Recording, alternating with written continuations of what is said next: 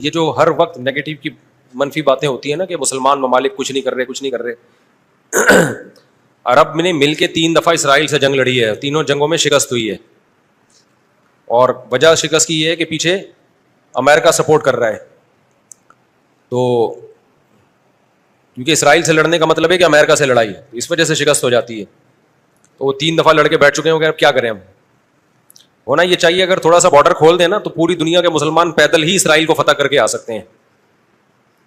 اتنی بڑی تعداد میں مسلمان ہیں اور ان میں جانے کا جذبہ بھی ہے کہ تھوڑا سا بھی راستہ کھل جائے تو یہ پیدل ہی ہوتے ہوتے, اتنی بڑی تعداد ہے تو یہ 8-10 کروڑ تو ویسے ہی چلے جائیں گے. اسرائیل پہیاں فتح کر کے آ جائیں گے, لیکن بات یہ کہ جانے نہیں دیتے, راستہ نہیں ہے. کیونکہ اگر مصر راستہ دیتا ہے نا, تھوڑا سا بھی راستہ کھولتا ہے, تو پہلے اسی بیس پہ اسرائیل مصر پہ اٹیک کر کے اس کے علاقے لے چکا ہے کہ مصر نے راستہ کھولا ہوا تھا مجاہدین کے لیے. تو اس بیس پہ اسرائیل نے آدھا مصر پہ قبضہ کر لیا, سمجھ رہے ہو. تو جب مصری ہاتھ سے نکل گیا ان کے, تو ایسا گچی پکڑی ہے نا چاروں طرف سے. تو اب دیکھیں آگے ہوتا کیا ہے, اللہ خیر کرے.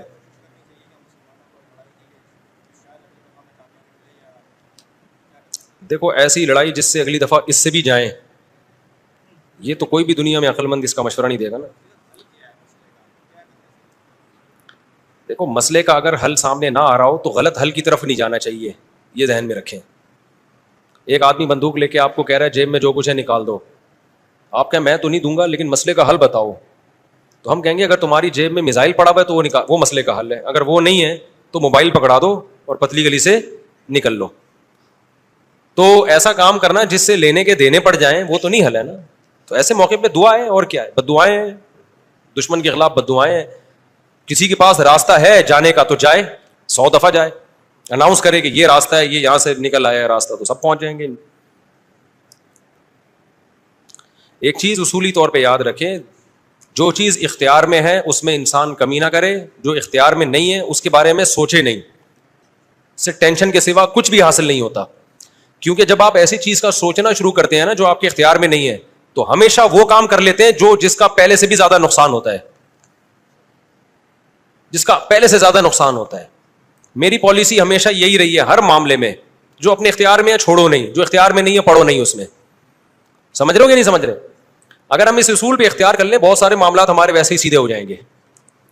تو لوگ جو بلا وجہ فنڈر بننے کی کوشش کرتے ہیں نا, ہم یہ کر دیں گے ہم وہ کر دیں گے, وہ فنڈر گیری ہی ہوتی ہے. ایک یوٹیوب پہ اور بلکہ اس پہ ٹک ٹاک پہ ایک بندہ آ رہا ہے, لڑکا بڑے غصے میں بیٹھا ہوتا ہے, یہ مولوی کچھ نہیں کر رہے, اسرائیل میں یہ ہو گیا, فلاں جگہ یہ ہو گیا, یہ یوں نہیں کر رہے, یوں نہیں. میں نے دفعہ کمنٹ کر دیا کہ تو کیا کر رہا ہے بھائی بیٹھ کے, تو بھی تو کچھ کرنا. کہہ رہا ہے میں اکیلا کیا کروں, یہ مولوی کریں گے تو میں کروں گا. بھائی یہ مولوی تو کچھ نہیں کر رہے. وجہ اس کی یہ کہ مولوی کہتے ہیں ہم کیا اکیلے کیا کر سکتے ہیں, گورنمنٹ جب تک نہیں کرتی. تو جو دلیل مولوی دے رہے ہیں وہی دلیل آپ بھی دے رہے ہو کہ یہ مولوی چونکہ نہیں کر رہے تو میں اکیلا کیا کر سکتا ہوں. تو بات یہ کر آپ بھی نہیں رہے. یہ باتیں کرتا ہوا وہ اچھا لگتا ہے جو میدان جنگ میں جا رہا ہو اور لڑ رہا ہو اور دو بدو فائر ہو رہا ہو اور جہاد کر رہا ہو اور کہہ رہے دیکھو مولوی کچھ نہیں کر رہے اور میں یہاں بم رکھ کے آ رہا ہوں وہاں پہ اور شہید ہو رہا ہوں میں سب کے سامنے. جتنے اسکالر آ رہے ہیں یہ مولوی یہ نہیں کر رہے وہ نہیں کر رہے, بھائی تم بھی باتیں ٹھوکنے کے علاوہ کچھ بھی نہیں کر رہے ہو. تو مولوی وہ باتیں نہیں کر رہے جو تم کر رہے ہو, اس لیے کہ ان کو پتا ہے باتیں کرنے کا فائدہ نہیں ہے. تو کام وہ کرو جو کر سکتے ہو. سمجھتے ہو کہ نہیں سمجھتے؟ ایک خاتون نے اپنے شوہر سے کہا نا کہ سوئٹزرلینڈ جانے پہ کتنا خرچہ ہوگا, میں سوچ رہی ہوں کہ ہم سوئٹزرلینڈ چلتے ہیں, کتنا خرچہ ہوگا؟ اس نے کہا بالکل بھی نہیں. اس نے کہا کیوں نہیں خرچہ ہوگا؟ اس نے کہا سوچنے پہ کوئی خرچہ نہیں, سوچ ہی رہی ہو نا سوئٹزرلینڈ جانے کا. تو وہ بات کرنی چاہیے جو عملی دنیا میں ممکن ہو. اور دوسری بات یہ کہ علماء یا جو بھی بڑے لیول پہ جو لوگ ہوتے ہیں وہ بہت کچھ اندر اندر کر رہے ہوتے ہیں. وہ پرلے درجے کے بے وقوف ہوں گے اگر وہ عوام کو بتا کے کرنا شروع کر دیں, بڑی حماقت کی بات ہوگی. بہت کچھ اندر اپر لیول پہ حکومتوں سے رابطوں کی کوشش ہو رہی ہوتی ہے, حکومتوں کو سمجھایا جا رہا ہوتا ہے, حکمرانوں کو حل دیے جا رہے ہوتے ہیں. تو یہ نہیں ہوتا کہ جو بھی کر رہا ہے نا کہ میں جا رہا ہوں آرمی چیف سے ملاقات کے لیے اسرائیل کے مسئلے پہ بات کروں گا, یہ میرا یوٹیوب چینل ہے آپ لوگ دیکھ لیں, میں جا رہا ہوں ٹاٹا دیکھو میں اپنی ذمہ داری کیا کر رہا ہوں پوری کر رہا ہوں. اسی طرح آرمی چیف کہے لوگوں میں جا رہا ہوں اسرائیل کے مسئلے پہ فلاں سے بات کرنے کے لیے, دیکھا آرمی زندہ باد. ایسا نہیں ہوتا. بڑے پیمانے پر جو گیم کھیلے جا رہے ہوتے ہیں وہ خفیہ ہی ہوتے ہیں, وہ عوام کو نہیں بتائے جاتے. تو بہت کچھ ہو رہا ہوتا ہے. اب سعودی عرب کا بادشاہ کیا کچھ کر رہا ہے ہمیں نہیں پتا, تو ہمیں نہ تعریف کرنی ہے کیونکہ ہو سکتا ہے وہ جھوٹی تعریف ہو, اور نہ ہم نے برائی کرنی ہے کیونکہ ہو سکتا ہے وہ جھوٹی برائی ہو. ہم نے چپ کر کے بیٹھنا ہے, اپنا جو ہم کر سکتے ہیں وہ کریں, کسی کے خلاف یہ کچھ نہیں کر رہے, وہ کچھ نہیں کر رہے, یہ یوں نہیں کر رہا, وہ یوں نہیں کر رہا, تو بھائی تو کیا کر رہا ہے؟ تو بھی تو یہی کر رہا ہے کہ وہ کچھ نہیں کر رہا تو یہ کچھ نہیں کر رہا تو وہ کچھ نہیں کر رہا, اور یہ تو بھی تو یہی کر رہا ہے, تو اس سے بہتر ہے کہ تو بھی کچھ نہ کرتا. کیا خیال ہے؟ یہ جو حدیث میں آتا ہے کہ قرب قیامت میں یہودی پتھر کے پیچھے چھپے گا تو پتھر بولے گا کہ یہ میرے پیچھے یہودی ہے, فقتلہ یا مسلم ھذا یہودی ورائی فقتلہ, اس کو قتل کر دو. تو پتھر بولے گا کا کیا مطلب ہے؟ پتھر بولے گا مطلب پتھر بولے گا, پتھر کا باپ بھی بولے گا, آواز آئے گی, معجزہ ہوگا, تو ایک لڑائی ہوگی. لیکن خوب سمجھ لو, نبی صلی اللہ علیہ وسلم نے جو بھی پیش گوئیاں کی ہیں نا قرب قیامت کی, ان پیش گوئیوں کو محدثین فقہ کے ابواب میں ذکر نہیں کرتے, کتاب الاحکام میں ذکر نہیں کرتے, ان کو کتاب الفتن میں یا کتاب علامات ساعہ میں ذکر کرتے ہیں. احکام کا مطلب کیا ہے؟ یہ کرو, یہ نہیں کرو, یہ حلال ہے, یہ حرام ہے. تو جو آرڈر کی حدیثیں ہیں نا ان میں ذکر نہیں کرتے, یہ بتانے کے لیے کہ یہ علامتیں جب پورا ہونے کا ٹائم آئے گا خود ہی ہوں گی. ہم نے ان احادیث کو دیکھ کے خود سے کوئی کام نہیں کرنا ہے, ہم نے وہ کرنا ہے جو ابھی گراؤنڈ ریئلٹی ہمیں کرنے کا کہہ رہی ہے. نہیں یہی بات سمجھ میں؟ آپ نے سن لیا کہ حضرت عیسیٰ علیہ السلام قرب قیامت میں نازل ہوں گے, 100% ہمیں یقین ہے نازل ہوں گے. حضرت مہدی آئیں گے, 100% ہمیں یقین ہے حضرت مہدی آئیں گے. ہمیں پتا چلا جی شام میں حضرت عیسیٰ علیہ السلام نازل ہوں گے, ہم نے کہا ہوں گے نازل, یقیناً ہمارا عقیدہ ہے. آپ نے کہا چونکہ شام میں نازل ہوں گے تو چلو شام چلتے ہیں, اور اس مسجد میں جا کے آپ بیٹھ گئے اور اعلان جہاد کر دیا کہ اب میں یہاں سے قتال شروع کرتا ہوں, عیسیٰ علیہ السلام تو آئیں گے اور میری مدد کریں گے. پتا چلا آپ نے لڑائی شروع کی اور آپ کی ایسی کی تیسی ہو گئی اور عیسیٰ علیہ السلام آئے نہیں.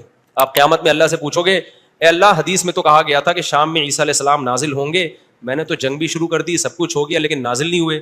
تو اللہ جواب میں کیا کہیں گے؟ میں نے یہ تھوڑی کہا تھا کہ جب تو جنگ شروع کرے گا تو تیری مدد کے لیے آئیں گے. یہ میں نے کہا تھا آئیں گے, میں نے یہ ٹائم تھوڑی بتایا تھا. تم جو اپنا کام ہے وہ کرو, جب انہوں نے آنا ہوگا تو وہ آ جائیں گے. تم گراؤنڈ ریئلٹی کو دیکھ کے ٹائم گزارو, جب حضرت مہدی نے آنا ہوگا تو آئیں گے. اب ہر تھوڑے دنوں میں حضرت مہدی کی امید پہ کوئی تحریک اٹھتی ہے. سعودی عرب میں جو 1979 میں بغاوت ہوئی تھی, جنرل مشرف کی قیادت میں آرمی نے جا کے کنٹرول کیا تھا نا, وہ بغاوت کیا ہوئی تھی؟ وہ یہی کہ لوگوں نے کہا امام مہدی آنے والے ہیں, تو ایک بندے کو تیار کیا, کل تیرا حلیہ وہ ہے جو امام مہدی والے, تیرا نام بھی وہ, تیرے ابا کا نام بھی وہ, اور اس کو تیار کر کے بغاوت پہ اکسایا اور کہا کہ بس انقلاب آنے والا ہے, امام مہدی آنے والے ہیں, اور یہی آ گئے ہیں. نتیجہ نکلا سعودی عرب نے پاکستان آرمی کو بلایا, چاروں طرف سے گھیر کے سب کو لٹکا دیا انہوں نے پکڑ کے. تو اب وہ اللہ سے قیامت کے دن کہے کہ اللہ امام مہدی تو آنے والے تھے, اللہ کہیں گے میں نے کب کہا کہ ابھی آنے والے تھے؟ ٹھیک ہے نا, تمہیں زمینی ایک مضبوط ریاست ہے, ایک حکومت ہے, پرامن حکومت ہے, آپ بیت اللہ میں اس کے خلاف بغاوت کر رہے ہو یار, جہاں خون بہانا منع ہے. احکام کی حدیثیں جب فقہا بیان کریں گے نا اس میں علامات ساعت نہیں ہوتی. احکام کی حدیثوں میں فقہا کیا بیان کرتے ہیں؟ احکام کا مطلب جو آرڈر سے متعلق, ان میں مسلم کی حدیث ہوگی, بخاری کی حدیث ہوگی, اسمعوا واطیعوا ولو سلط علیکم رجل حبشی کأن رأسه ذبیبا, سنو اور اطاعت کرو, تم پر حبشی غلام بھی مسلط ہو جائے. جب بادشاہ بن گیا, جب وہ حکومت کا جب حاکم بن گیا تو آپ اس کے خلاف بغاوت نہیں کرنی. مسلم کی حدیث ہے جب مسلمانوں کا ایک امیر بن جائے جو اس کے خلاف کھڑا ہو, کائنا من کان فقتلوہ, جو بھی کھڑا اس کو قتل کر دو تاکہ مسلمانوں کا اتحاد نہ ٹوٹے. یہ احکام کی حدیثیں ہیں. سمجھ میں آ رہی ہے بات؟ تو ہم نے ان احکام کی حدیثوں کو فالو کرنا ہے, اور جو قیامت سے متعلق ہیں ان پہ یقین رکھنا ہے, ان میں امیدیں ہیں ہمارے لیے کہ ایک دن اللہ ہماری مدد کرے گا. ہم سے نہیں ہوگا تو عیسیٰ ابن مریم کو نازل کرے گا, اور عیسیٰ ابن مریم تو وہ ذات ہیں جن کا یہودی بھی انتظار کر رہے ہیں, عیسائی بھی اور مسلمان بھی. یہودی ان کو کہتے ہیں مسیح دجال, معاذ اللہ, وہ کہتے ہیں ہماری مدد کی, جو یعنی ان کو عیسیٰ تو نہیں مانتے وہ, لیکن وہ ساری علامتیں فکس کر دیتے ہیں کس پہ؟ کیونکہ ان کی کتابوں میں بھی ہے نا. تو شرارت کر کے حضرت عیسیٰ سے ہٹا کے وہ اپنے کسی نجات دہندہ کی طرف لے کے جاتے ہیں. عیسائی کیا کرتے ہیں؟ عیسیٰ ابن مریم نازل ہوں گے ہماری مدد کے لیے, یعنی عیسائیوں کی مدد کے لیے. اور مسلمان کیا کہتا ہے؟ بھائی عیسائی مذہب بھی باطل ہے, یہودی مذہب بھی باطل ہے, منسوخ شدہ مذاہب ہیں. عیسیٰ ابن مریم حق کی خاطر آئیں گے, اور حق مذہب کیا ہے؟ ان دین عند اللہ الاسلام, اور اس میں اسلام کے پاس صرف نرے دعوے نہیں ہیں, دلائل بھی ہیں. اسلام کو آپ کمپیئر تو کریں دوسرے مذاہب سے, کوئی جوڑ ہے ہی نہیں اسلام اور اسلام کے مقابلے کا. تو حضرت عیسیٰ کے نزول کا تو صرف غامدی صاحب نے انکار کر دیا ہے, ورنہ تو حضرت عیسیٰ کے تو تمام آسمانی مذاہب ان کے نزول کے قائل ہیں. لیکن کمال کی بات ہے کہ غامدی صاحب اتنی بڑی بڑی چیزوں کا انکار کر کے بھی ایک مذہبی اسکالرز اور براڈ مائنڈیڈ اور ان سے علمی اختلاف, ٹھیک ہے نا. اور رفع الیدین کا مسئلہ جو ہمیشہ سے اختلافی ہے, اس میں ہم گمراہ بھی ہیں, اندھے مقلد بھی ہیں. تو یہ آج کل کے اسکالرز میں اعتدال نام کی کوئی چیز نہیں ہے. یہ علمی دلائل نہیں ہوتے, ان کی اپنی ایک خاص قوموں سے نفرتیں ہوتی ہیں ان کو, جس کو وہ مختلف طریقوں سے اجاگر کرتے ہیں. سمجھتا ہے کہ نہیں سمجھتا؟